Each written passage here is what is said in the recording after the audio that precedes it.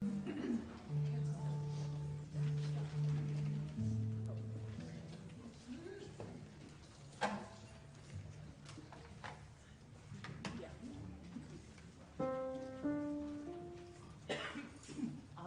this time. All right.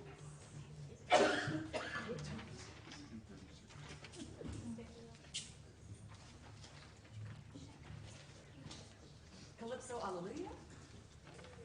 We're so glad you're here today. So glad you're here today with us in person and online. We are going to have our gathering music today of Calypso, hallelujah.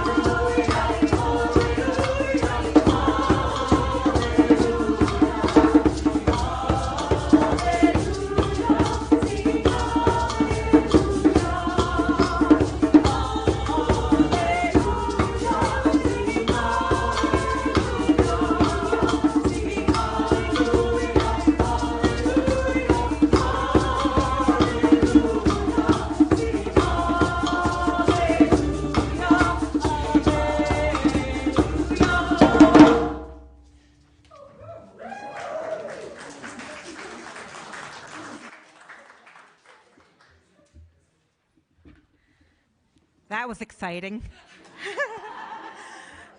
Hello and welcome. I'm Ruth Parcells. I'm one of the RE teachers, and we're excited that September 10th we kick off the new school year for the RE. And we're here at the Unitarian Universalism, which is a liberal religion and tradition that values freedom and religious thought and journey. We uphold the unity of our connections to each other, to all, and to life, and to the precious universe that which we are a part of. We affirm the universality of love and hope as we journey together in the community, and we welcome you, whoever you are in this moment, wherever you are in your spiritual journey. For those of you joining us for the first time, welcome. For you joining us online, we're glad to have you online with us. If you are new, please check our website, the uufayetteville.org, for more information and to sign up to receive the weekly email. We have a visitor card on the back of the chair that we ask that you fill out so we can keep in contact with you if it is the first time you are here in person. Later in the service, we will have a time where you are invited to come forward and drop a stone, symbolizing a joy or concern in the bowl of water. If you have a joy or concern and you would like to share, we invite you to fill out the yellow card on the back in the chair in front of you. And there's a place to indicate if you want your joy or concern to be shared out loud, or if you want it to be confidential and shared only with the leadership. If you are online, you may write your joys and concerns in the comments at that time. However, please note that those comments will be public and we will share them.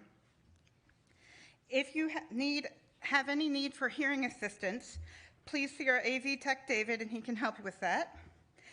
And as always, children are always welcomed in our service. We love all ages, but if you feel more comfortable, we do have a nursery downstairs available. Please remember to silence any cell phones as we enter into our service. Thank you, and I'd like to invite Ashley Eldridge up today.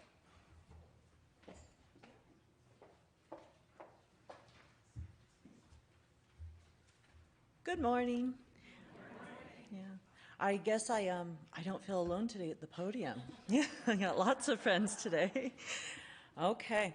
Well, I'm going to share part of a quote from you that really resonated with me. It might resonate for some of you out there, maybe more of the gals than the guys. This quote is from America Ferrera's character in the Barbie movie, and it expresses some of the frustrations of being a woman. Okay? You have to be thin, but not too thin. And you can never say you want to be thin. You have to say you want to be healthy, but you also have to be thin. You have to have money, but you can't ask for money because that's crass. You have to be a boss, but you can't be mean. You have to lead, but you can't squash other people's ideas. You're supposed to be a loving mother, but don't talk about your kids all the damn time. You have to be a career woman, but always be looking out for people. You have to answer for men's bad behavior, which is insane, but if you point that out, you're accused of complaining.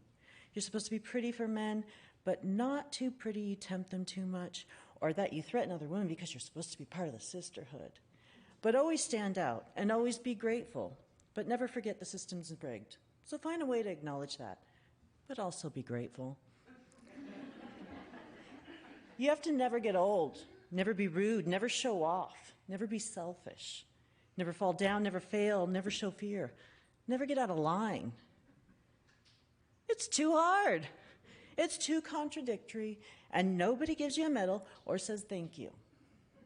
And it turns out, in fact, not only are you doing everything wrong, but everything's your fault. Thanks, you guys. I'd like if Evalie and Paisley could join us to light the chalice.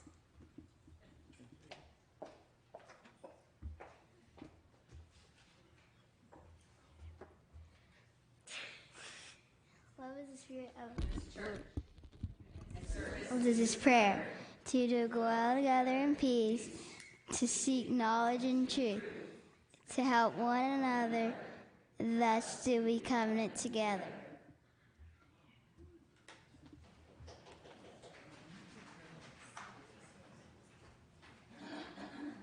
Please rise as you are able in body or spirit as we sing hymn number 1026. On the third verse, we will change the word leader to human.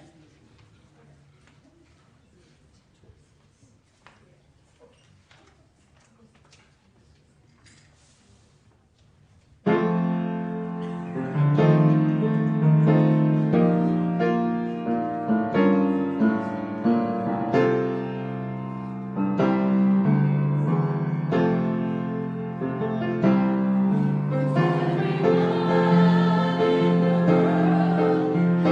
the world,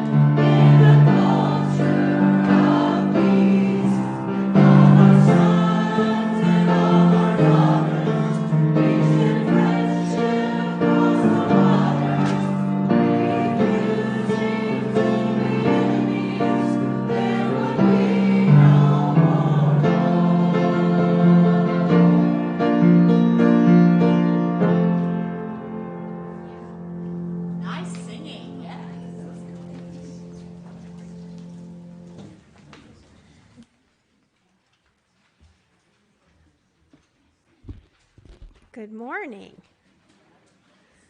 Presenting The Paper Bag Princess. The author is Robert Munsch. It's an alternative fairy tale. How about that? Make your predictions. Elizabeth was a beautiful princess. She lived in a castle and had expensive princess clothes. She was going to marry a prince named Ronald. Unfortunately, a dragon smashed her castle, burned all of her clothes with his fiery breath, and carried off Princess Ronald. Well, that took a turn.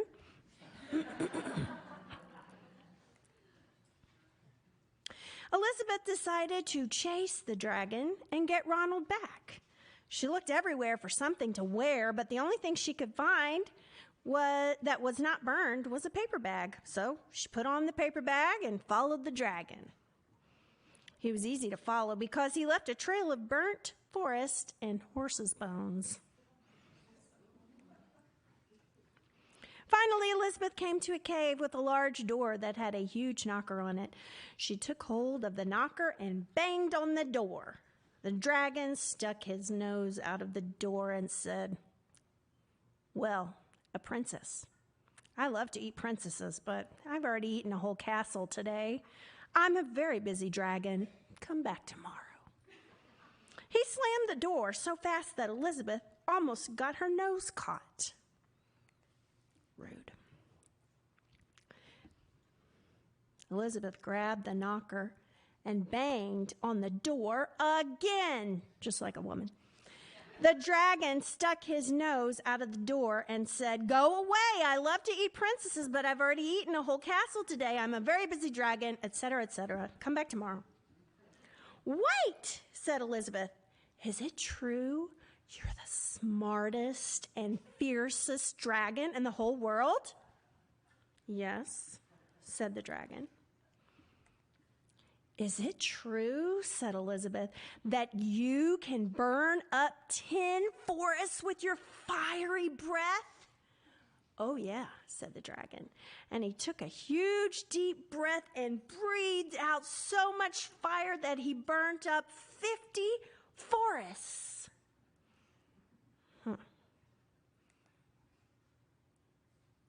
"Fantastic," said Elizabeth.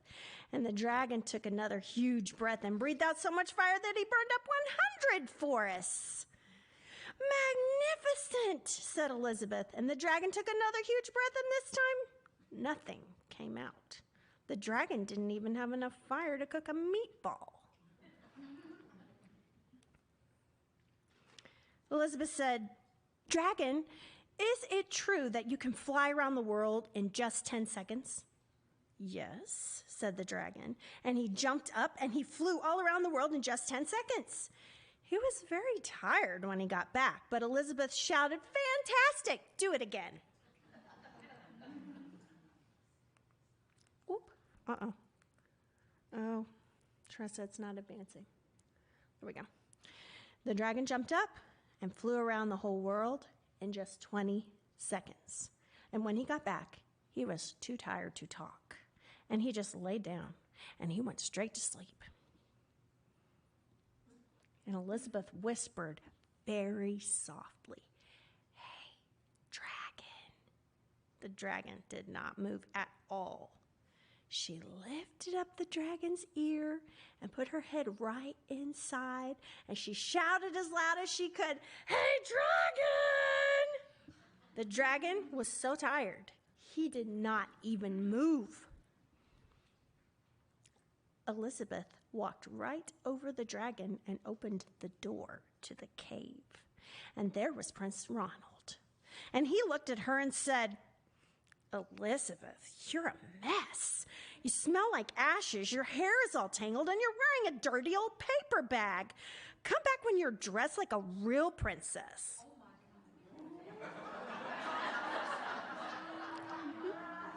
Yeah. Ronald, said Elizabeth, your clothes are really pretty and your hair is very neat. You look like a real prince, but you're a bum. And they didn't get married after all, the end.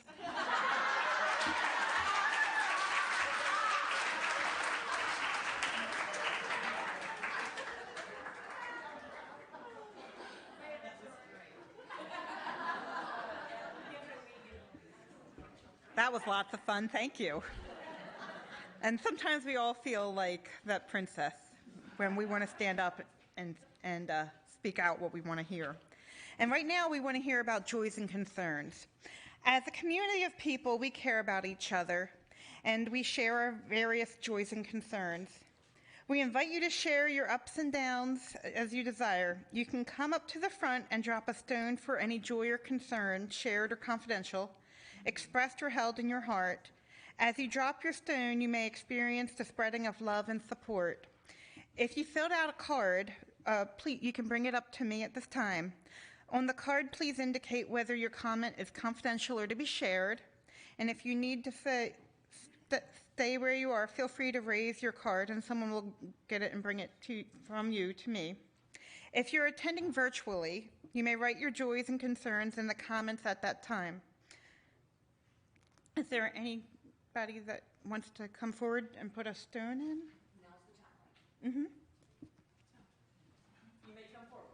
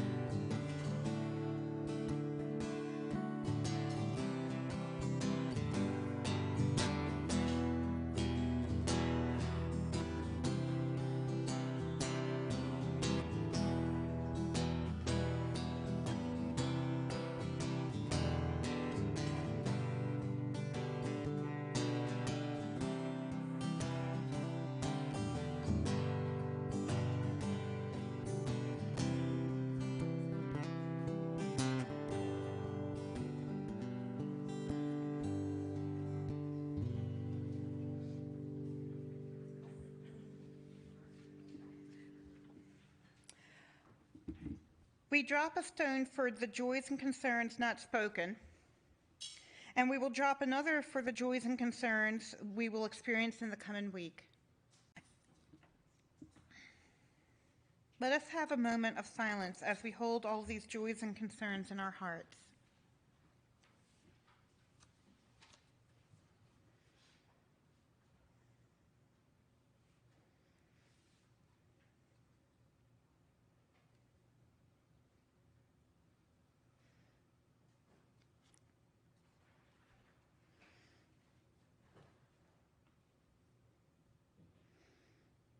Thank you.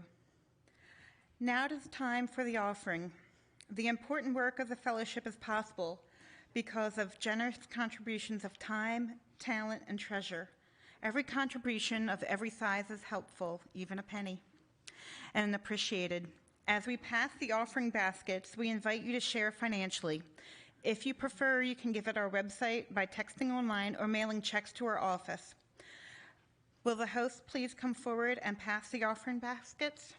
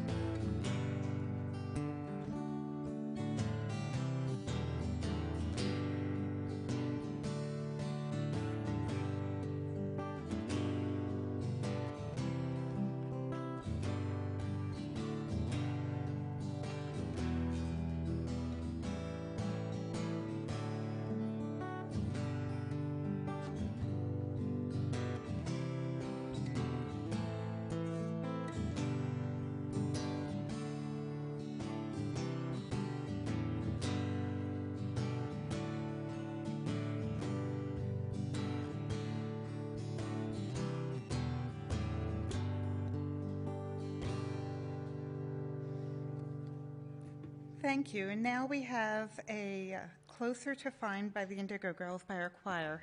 The special treat for you. Friends, this song is featured 3 times in the Barbie movie. I think we would call that a motif. So here it is.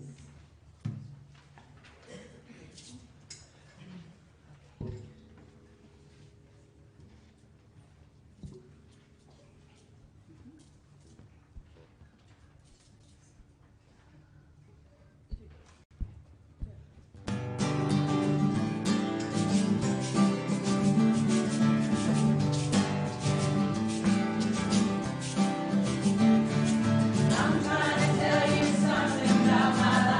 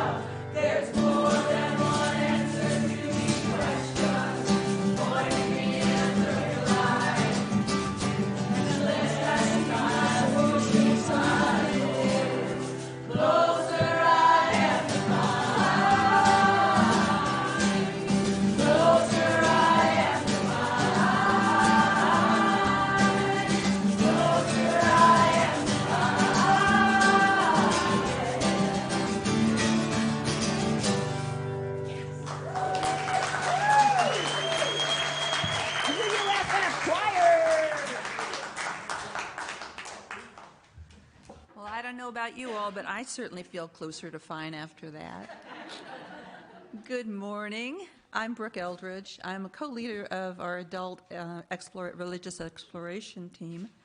And we start back up, as you heard earlier by Ruth, on September 10th, and we'll be raring to go. So drop in and join us one Sunday at 10.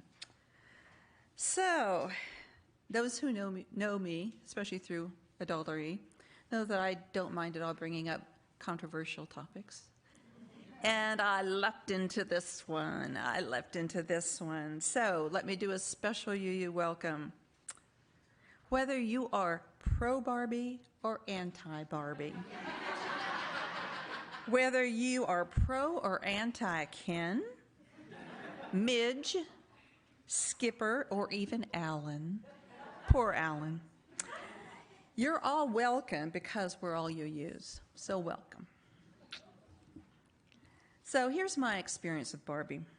She was a big feature in my life growing up. She was created in 1959 when I was 7. Don't do the math.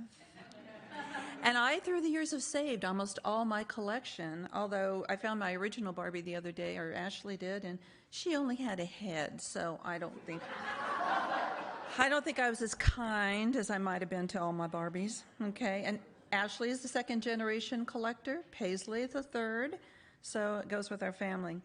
But explaining why Barbie spoke to me as a kid is probably worth exploring a little bit. I was a shy kid. Not now too much, but was then. And we moved every 2 to 3 years because my dad was in the Army. So I didn't make any lifetime-long friends. During the early 1960s, when Barbie was new, she was new. We lived off base without a lot of kids around in Toul, France for 3 years. Now, picture this. Our television was only broadcast in French stations.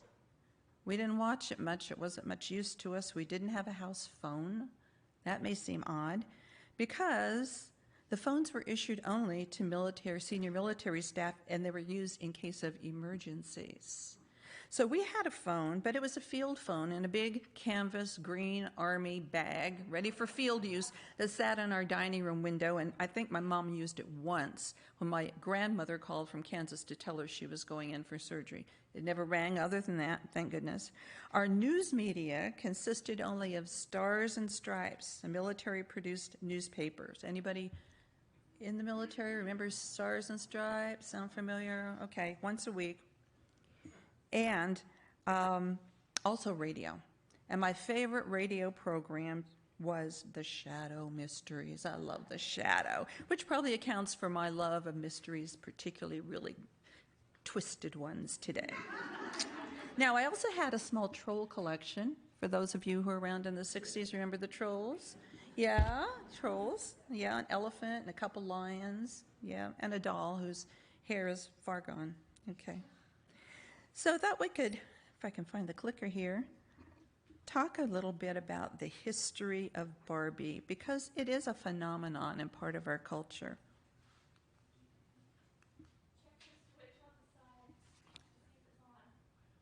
The switch on the side.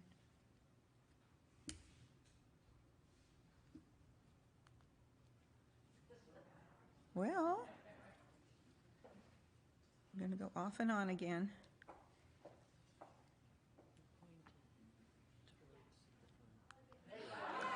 Yay! So some of us may remember the 1959 Barbie. She looks fairly familiar in her stunning suit.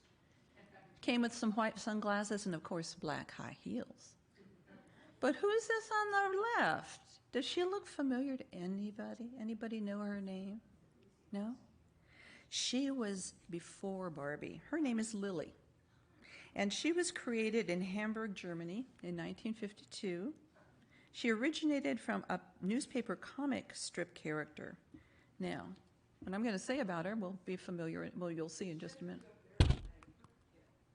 These are some of the comic strips. Well, Lily, unlike Barbie, maybe, was quite a bawdy little thing. She was quite uninhibited, full of innuendo, And because of her irreverent nature, she quickly became beloved by all readers and all genders in Germany. I can't see that happening in the United States in the New York Times in 1952. But in response to her popularity over there, a plastic version was made and she was created, but it wasn't intended for children. She was sold as a novelty gift for as an adult toy. She was sold in bars, even tobacco shops throughout Europe, and men often received her as a gag gift and dangled them from their rearview mirrors. Case in point. In a cockpit, she was popular, that Lily girl. She was about the same size as Barbie, by the way. Okay, so when you look at Lily, it's not easy to see. It's pretty easy to see where the inspiration for Barbie came from. Supposedly, Barbie was slightly more wholesome at her creation. She still had that curvy build, similar features, little less makeup. Thought they made the doll a little bit more kid-friendly by doing that. I don't see a whole lot of change myself, but okay.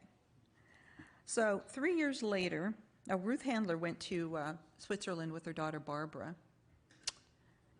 And she was 15 at the time, and she came back with 3 of the dolls. And it took her about 3 years to convince Mattel, she was a co-founder of Mattel, that this could be a hit in the United States. So 3 years after Barbie was born, and 300,000 dolls were sold in the first year, each for just under $3. That takes me back a ways, okay? Handler herself saw no problem with the way her dolls looked, and many of them shared different opinions. Many people share different opinions, as you may as well. And although she was controversial, you have to admit she's kind of part of the American culture these days. So what was going on in the backdrop while Barbie was in her early years? Well, maybe 10 years later. In the 1970s, as some of us may remember, the feminist movement in America was organized, and as head of the new Women's Rights Project and the American Civil Liberties Union, Ruth Bader Ginsburg was taking sex discrimination cases to the Supreme Court and winning. An amendment to the Constitution guaranteeing equal rights under the law shall not be denied or abridged on account of sex was approved by the Senate. Could that happen today? And Roe v. Wade was conferred across the nation. And then, in the 1980s, the backlash against feminism started and women's liberation, and it bled into the 90s. Well, what was happening in the 90s? Anita Hill, familiar name, she was explaining sexual harassment to the Senate Judiciary Committee. A new wave of feminism was cresting, but it was dragging poor Barbie's franchise under. A lot of people were uncomfortable having a Barbie around and had very strong opinions about it. But it was always the matter of her unnatural proportions, like the hip-to-waist ratio that couldn't exist in real life without sacrificing internal organs. Maybe it was her blondness or her whiteness. And despite all through the years of introductions of Barbie, black Barbies, Latino Barbies, etc., Mattel still struggled with a few failures while continuing to focus on diversity and making career-focused dolls of different nationalities, costume dolls, and one of my favorite character dolls, My Fair Lady. I liked her a lot. And you'll see some of the collection down here afterwards. You're welcome to come up and browse the old and the new. So one of the things that happened also is that Barbies were becoming soon, around 2016, they were available in different sizes as well. But before we get into that, got ahead of myself, I want to talk about the 2000s, before 2016, when the Fashionista line was introduced, and take us back to when Ken and Barbie were introduced. It all started at the dance. Barbie, the famous teenage fashion model doll by Mattel, felt that this was to be a special night. And then it happened. She met Ken. And somehow she knew that she and Ken would be going together. So now Mattel brings you Ken, Barbie's boyfriend, with a complete wardrobe of perfectly tailored clothes of unmatched quality. Now Ken and Barbie meet for lunch at school, go to fraternity parties, and just relax together. Think of the fun you'll have taking Barbie and Ken on dates, dressing each one just right. You'll find Ken wherever toys are sold. Look for this special tag that tells you Only he's for the genuine $3.50. Ken. Get both Barbie and Ken and see where the romance will lead. It could lead to this. And look for the fabulous new Barbie sing-along record album, Barbie Sings. 6 wonderful teenage tunes sung by Barbie and Ken. Swinging arrangements all about Barbie for Barbie fans. Only $3 wherever toys are sold. You can tell it's Mattel. It's swell. And then I loved Barbie's clothes in the early days, and some of them are down here that I've collected and saved, although they're not in as great condition as I'd like to believe. They were made really well. I mean, they were just like almost looked hand-sewn, everything, compared to today. So I'm a bit prejudiced, I have to admit, about it. But just to give you a little look at what the early clothes look like, and what you're going to see are probably outfits that ranged at that time from about $2.50 to $4, depending on the number of accessories with it. So bear with me, you're going to hear that same music again. Barbie and Blue Jeans.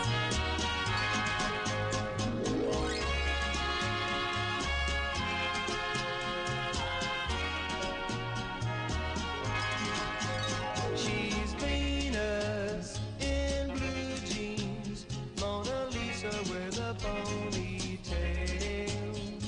She's a walking, talking work of art. She's the girl who stole my heart. My Venus in blue jeans is the Cinderella I adore. She's my very special angel too, a fairy tale come true. They say there's 7 wonders in the world, but what they say is out of date. There's more than 7 wonders in the world. I just met number 8, my Venus in blue. You get the idea. I'm counting the outfits that I had up there. So I mentioned the Fashionista line. In 2016, Mattel was getting kind of desperate, although they were still doing well. I mean, they were really doing well. And they created these new Ken dolls with 3 body types: slim, broad, and original. This little guy was one with the man bun. He was one of the most controversial ones. Here's plastic. Okay, there were 8 hair colors, 7 different skin tones, and he had these new really cool things, fashions. Think skinny ties, plaid shirts, graphic tees, et cetera, et cetera. He was always considered, though, a sidekick to Barbie. Now, how do we know that? Well, because I checked about the sales figures, and he sold throughout and into this day at a ratio of 1 Ken to 8 to 10 Barbies. I wasn't allowed to have one. My dad didn't believe that male dolls were healthy for a female child. And I didn't really miss him, I have to be honest. It was about the clothes. Okay? Let's see.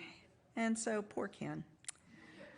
Now, Barbies were also available in different sizes, although the original size, this, real curvy, skinny one, was the one that kids seemed to stay with. Now, this is an example. What's this one called? Don't know. Fairy Barbie. She's a newer one. She's the more they would call it maybe not plus size, but we might, but she's still probably about a size 8, So it hasn't caught on, but boy, they keep putting out a lot of variety. Sit there, Barbie. Okay. Here's an idea. Here's some of the diverse Barbies. You can see different sizes. There's a more petite one. There's kind of some lanky, more athletic ones, etc. during that time. So now she has 5 body types, 22 skin tones, 94 hair colors. I can't even imagine. And in 2002, the Barbie franchise made $1.49 billion. Still not hurting, huh? So now we'll switch to the movie. Okay, some of you may recall this scene if you saw. How many people saw the movie? How many people intend to that haven't yet? Yeah, a few spoilers, but hang in there. I won't say much about it. This is a scene that I put up there because I think it shows that in Barbie Land, there's a variety. There's a full-figured Barbie. There are different nationalities of Barbie. There's even a Barbie in the hat who plays a doctor. They have all different professions. There's a Supreme Court justice, etc., and they ruled Barbie Land. The males, the Kens, all of them are called Kens, and all these are called Barbies. We're just kind of there for entertainment and companionship. Many people have not liked that, but it kind of goes back to the way Ken was created and sold and all that. And in this scene, Barbie is complaining that she has discovered that her feet are not now flat, can't wear her high-heeled shoes, and worst thing ever, she has found a patch of cellulite. Poor Barbie. Okay. So the Barbie movie begins in an Eden-like setting where every day is perfect. Of course, it's Southern California, right? Everything's pink. Everything's plasticky. There are lots of sparkly outfits, choreographed dance scenes, and to the Barbies, it's perfection. Now, stereotypical Barbie, Margot Robbie, who's the blonde in the center, like all the other Barbies, live in this peaceful paradise, holding various occupations. And Kens are just pretty much platonic companions. Poor Ken. He's a helper, a secondary creation, an accessory, but unfortunately, some people have complained because he's treated as such in the movie. So when Barbie began to malfunction through thoughts of death because of these horrible ailments,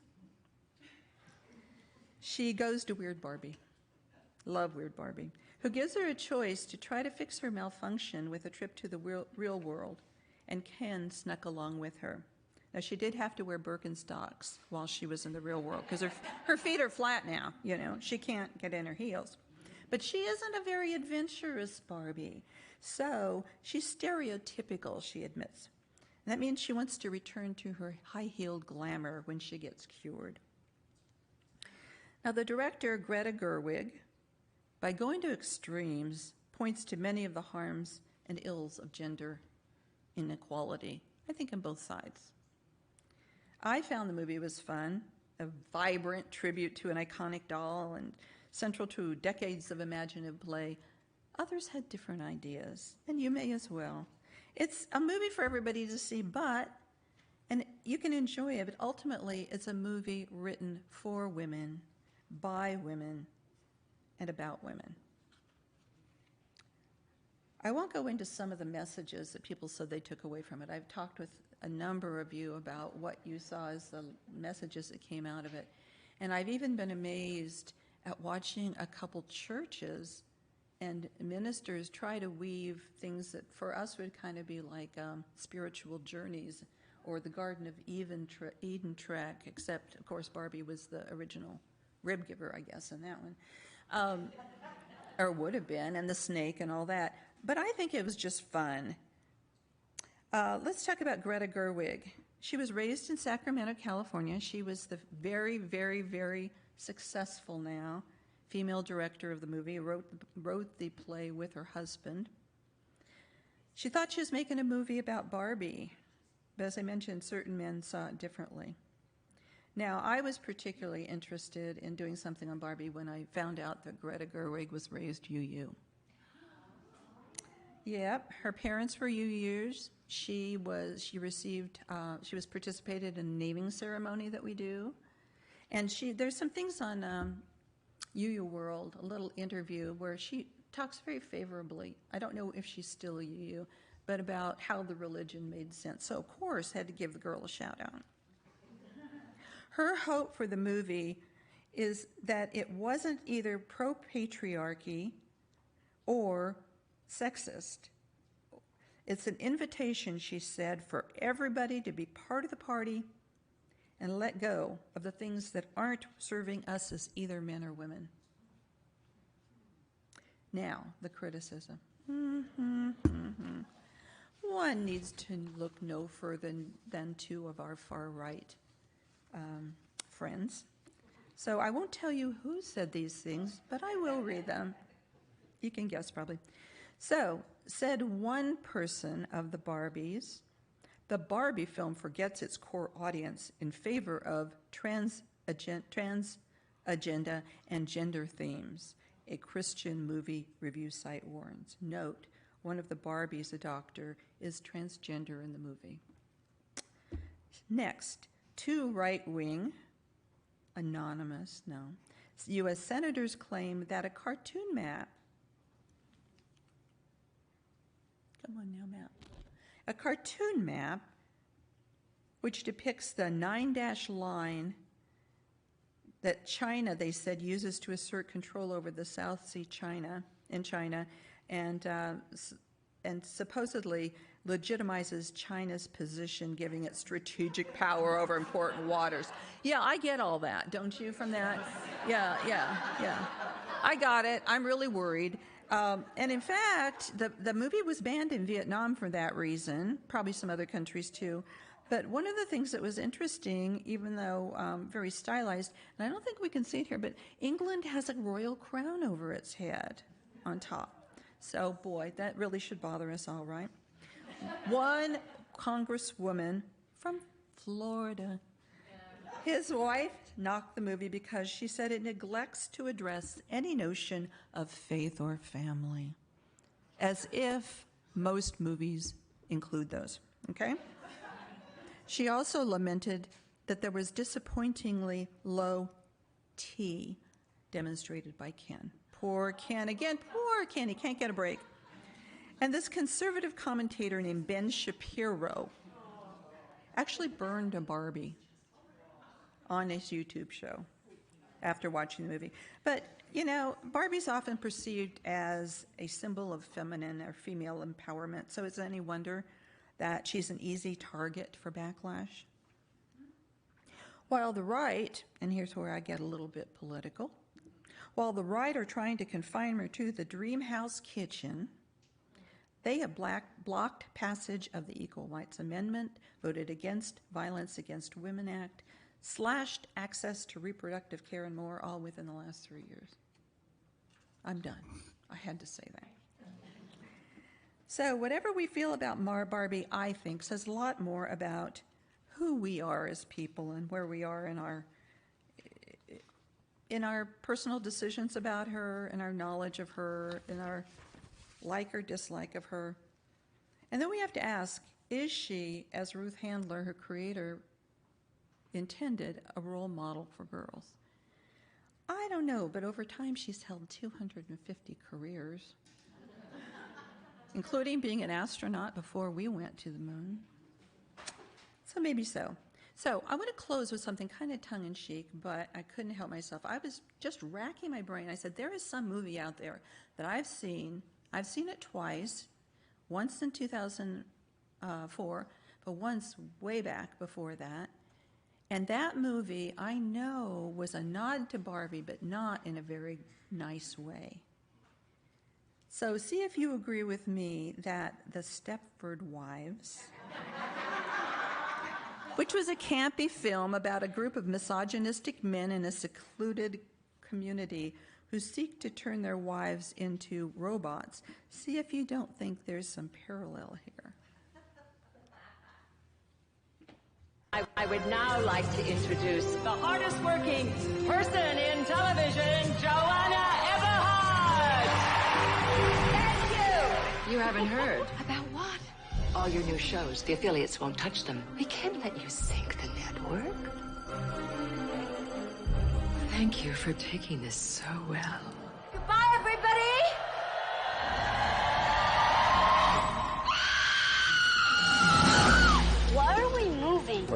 that we can be the happiest family in the whole world. Welcome to Stepford.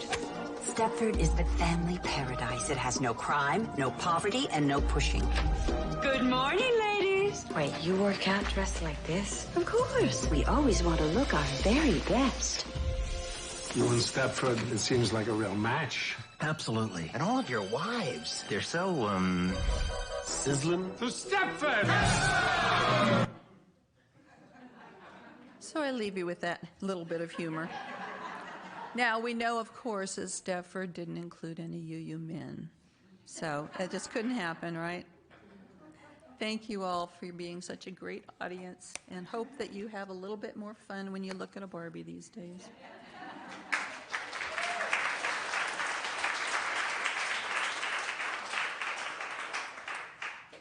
For our closing hymn, please rise. As you are willing, for number 1053, I'm going to sing it. This piece is often has closed many feminist meetings, many feminist meetings, and I hope that you enjoy it as well.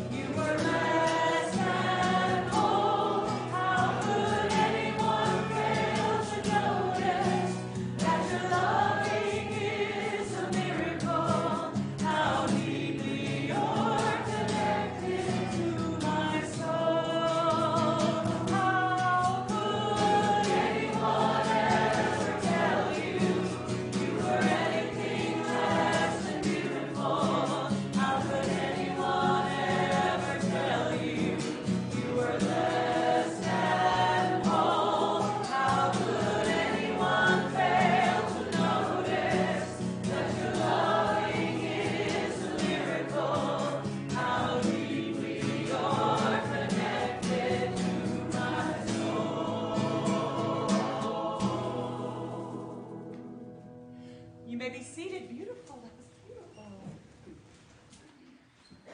Paisley and Emily, will you like to extinguish the chalice?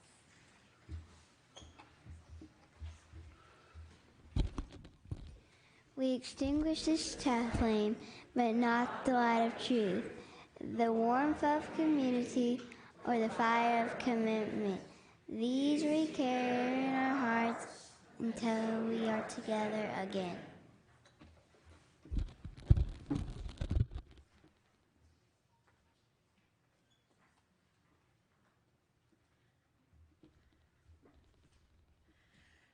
Thank you for that amazing story, Brooke. We learned a lot, and it puts Barbie in a different perspective. It did for me, and I hope for all of you.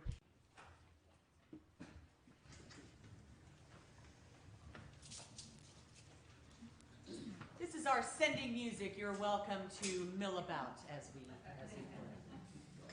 percussionist.